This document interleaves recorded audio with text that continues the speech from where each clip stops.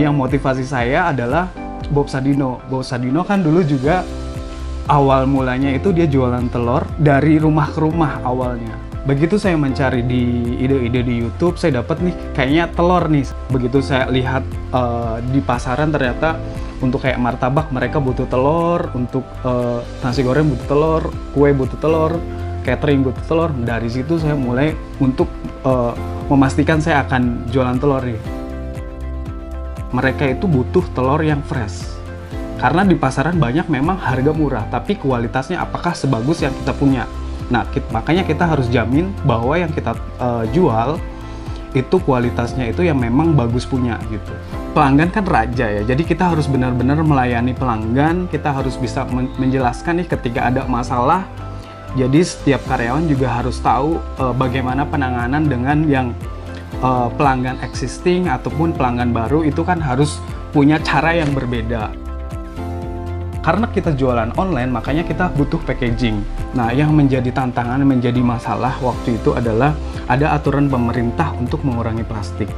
Lalu saya harus berpikir nih, harus mencari cara nih, bagaimana bisnis ini tetap berjalan, bagaimana cari penggantinya, ataupun menambah produk yang memang fungsinya sama. Jadi kita harus cari solusinya apa, pakai yang dari bentuk paper. Plan kedepannya kita akan produksi sendiri yang dari paper. Karena kenapa?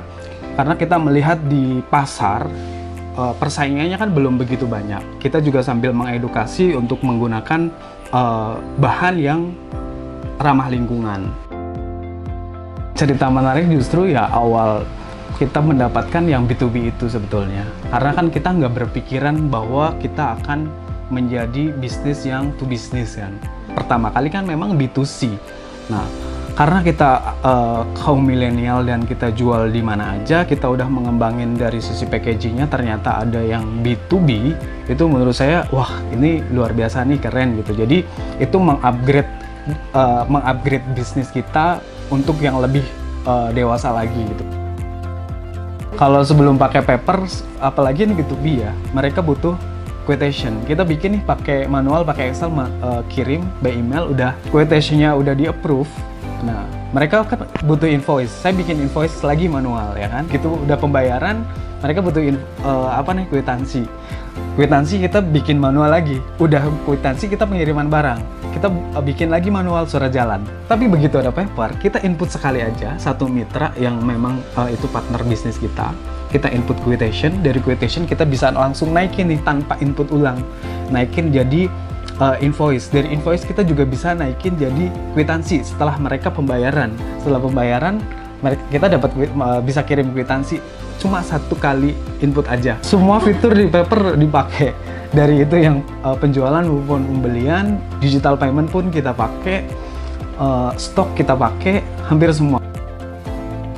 Kita akan mulai usaha apapun, kita harus tahu literasi keuangan dulu nih. Karena kita usaha dari kecil apapun, dasar untuk pengambilan keputusan di bisnis kita itu kan dari laporan keuangan.